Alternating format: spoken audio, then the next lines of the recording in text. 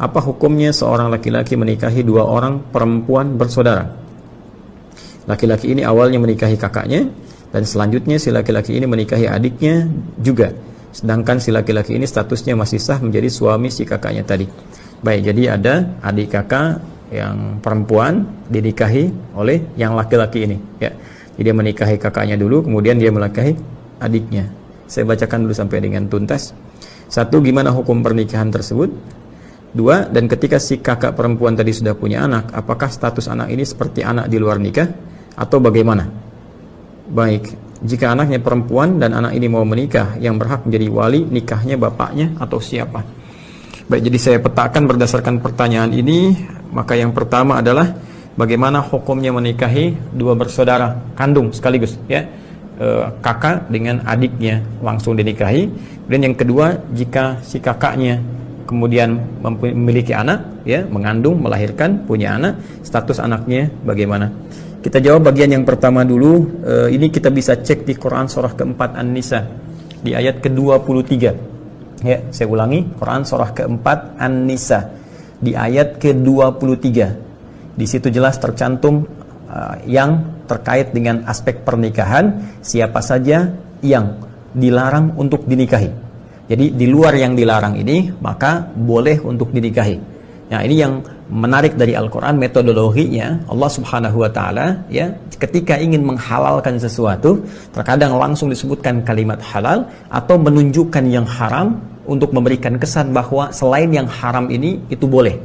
Nah, maka di ayat ini, ayat ke-23 di surah yang keempat, surah An-Nisa, Allah memberikan gambaran-gambaran tentang, ya, pasangan-pasangan yang tidak dibolehkan dinikahi. Artinya di luar ini boleh kemudian dinikahi. Kita bacakan misalnya, Allah berfirman, "Hurrimat 'alaikum ummahatukum wa banatukum wa akhawatukum wa ammatukum wa khalatukum", sampai ke ujung ayatnya. Ya, dari pertanyaan Anda, "Wa an tajma'u bainal ukhtaini illa ma qad salaf".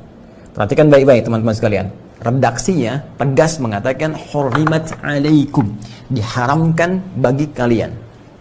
Baik, hurrimat 'alaikum, diharamkan bagi kalian. Quran surah yang keempat di ayat yang ke-23 paling kanan, ya, di pojok mau sampai ke akhir itu, ya. Quran surah keempat An-Nisa, saya tuliskan seperti ini, ayat 23. Redaksinya itu langsung tegas, tidak ambigu, diksinya langsung menunjuk pada kalimat yang sempurna sehingga tidak ada multitafsir di sini. Ya, Allah langsung menyampaikan hurrimat, ya. Bahkan kalimatnya menggunakan bentuk pasif, ya, fi'il madhi majhul, ya, karena subjeknya sudah diketahui yaitu Allah Subhanahu wa Ta'ala, hanya ingin memberikan kesan penegasan, ya. Jadi Allah tidak mengatakan haramallahu, tapi langsung menegaskan hurrimat. Allah tidak mengatakan Allah mengharamkan, tapi langsung menunjukkan sifat tegas menggunakan, ya, bentuk pasif, diharamkan, untuk menunjukkan kuatnya unsur keharaman ini. Hurrimat 'alaikum, ya, 'alaikum, kata Allah, diharamkan bagi kalian untuk menikahi, ya, orang-orang dari kalangan berikut ini. Ya, pertama Allah sampaikan ummahatukum, ya, hurrimat 'alaikum ummahatukum, ibu-ibu kalian, ya, ibu kalian. Ya, jadi tidak boleh anak menikahi ibundanya, ya, yang terjadi seperti kisah-kisah misalnya yang tersebar di kultur-kultur, cerita-cerita dan sebagainya, ya, ada maling kundang, ada macam-macam, ada tangkuban perahu yang pengen nikahi ibunya, kisahnya demikian kan pada waktu itu. Nah, ini cukup contoh bagi kita untuk mengatakan kisah-kisah yang dimaksudkan dilarang, tidak diperkenankan, haram hukumnya, ya. Wa akhawatukum, kemudian ada saudara-saudara perempuan kalian, ya. Wa akhawatukum, saudara perempuan kalian. Jadi saudari kalau kita katakan, ya. Ya, saya punya saudari misalnya, saudari perempuan, kakak saya perempuan, adik saya perempuan, haram hukumnya menikahi saudari sendiri. Oke? Okay? 2. Kemudian yang ketiga, hurrimat 'alaikum ummahatukum wa akhawatukum wa ammatukum, ya, ammatukum, bibi kalian dari ayah, ya, berarti adiknya ayah, gitu kan? Bibi, ya, bibi dari ayah, ya. Wa khalatukum, kemudian bibi dari ibu, ya, sama saja. Khalatukum, jadi ada bibi dari ayah, bibi dari ibu, ya. Sampai nanti ke ujungnya ditemukan secara cepat saja, ya. Nanti di ujungnya ada kalimat penutupnya sebelum akhir ditutup dengan ampunan Allah Subhanahu wa taala. Allah sampaikan wa antajma'u bainal ukhtaini wa antajma'u, ya, wa antajma'u bainal ukhtaini. Ini dalil yang terkait dengan pertanyaan Anda. Illa ma qad salaf. Bainal ukhtaini illa ma qad salaf. Sebelum masa Islam, sebelum turun syariat ini kemudian dibimbing untuk bertobat, ya. Perhatikan kalimatnya. Wa antajma'u bainal ukhtaini, dan engkau menikahi, mengumpulkan sekaligus bainal ukhtaini, dua saudari. Ya, seperti pertanyaan Anda. Jadi kalau Anda bertanya bagaimana hukumnya kemudian menikahi dua saudari sekaligus, maka langsung Allah yang menjawab. Langsung Allah yang menurunkan ayatnya. Allah menegaskan sifat hukumnya. Ya, kata Allah, hurrimat 'alaikum, maka haram hukumnya menikahi dua saudari kandung sekaligus. Ya deh, menikahi dua saudari kandung sekaligus. Pertanyaan-pertanyaan yang disampaikan dari jawaban-jawaban yang ditampilkan oleh Al-Quran dulu pernah terjadi.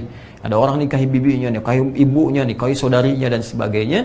Ya, maka Quran memberikan penjelasan. Dulu pernah terjadi, illa ma qad salaf, dulu sebelum ada bimbingan. Ya, sebelum ada risalah datang, ada terjadi kekacauan-kekacauan. Ya, karena itu ada kacaunya nasab. Ya, nasab menjadi semakin tidak jelas. Kemudian dari kacaunya pembagian warisan, berpengaruh kepada genetika juga, gitu kan? Dan sebagainya. Karena itu, karena dampak keburukannya, mafsadatnya ini semakin banyak dan berpotensi melahirkan kekacauan dalam kehidupan, maka datanglah kemudian Islam memberikan solusi. Haram hukumnya. Di luar ini silahkan dinikahi, tapi yang ini tidak diperkenankan. Dahulu pernah terjadi, setelah datang Islam, maka kembalilah kepada Islam, memohon ampunan kepada Allah Subhanahu wa taala, karena Allah memberikan sifat sayangnya luas kepada kita. Karena itu di akhir ayat ditutup dengan sifat Allah Ghafur dan Rahim. Allah memberikan ampunan kepada siapa yang mau mengevaluasi diri, kemudian dia kembali meninggalkan praktek ini dan mendapatkan rahmat Allah Subhanahu wa taala. Jadi pertama, secara singkat, hukum menikahi dua saudari sekaligus jelas hukumnya haram. Ya, jelas hukumnya apa?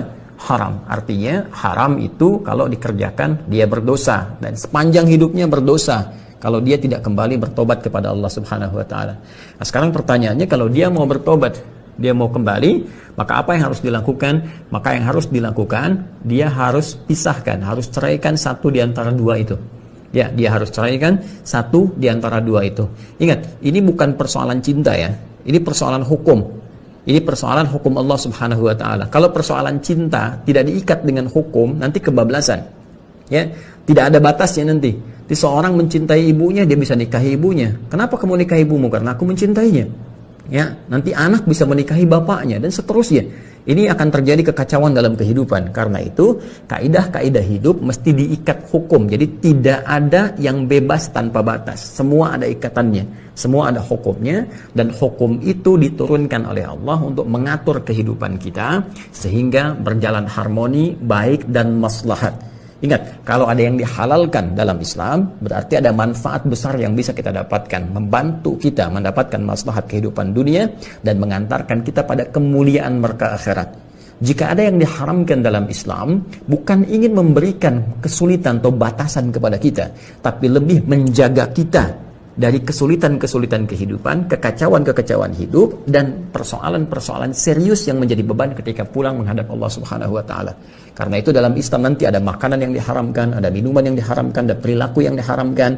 Ya, semuanya itu adalah demi menjaga martabat kita dan maslahat kehidupan kita hingga kembali kepada Allah Subhanahu wa taala. Jadi solusinya, Anda harus ceraikan salah satu di antara yang dua ini, pisahkan. Ya, bisa berpisah satu di antara dua. Kalau melihat di sini, saya tidak tahu yang adiknya, karena tadi katakan, oh, adik si kakak perempuan tadi sudah punya anak. Ya, saya tidak tahu yang kakaknya. Ya, Anda menikahi kakaknya, kemudian setelah itu ada adiknya, ya, dinikahi juga. Nah, dalam konteks ini si adik kakak tadi sudah punya perempuan, punya anak, ya. Nah, ini saya tidak tahu apakah anak yang ini dihasilkan dari hubungan dengan yang laki-laki ini, ataukah ketika dinikahi sudah ada anak yang lain yang dibawa, kan? Nah, ini statusnya penting untuk dijelaskan pada pertanyaan yang kedua. Jadi yang pertama, haram hukumnya, mesti dipisahkan. Anda pilih, ya, apakah kakaknya atau adiknya.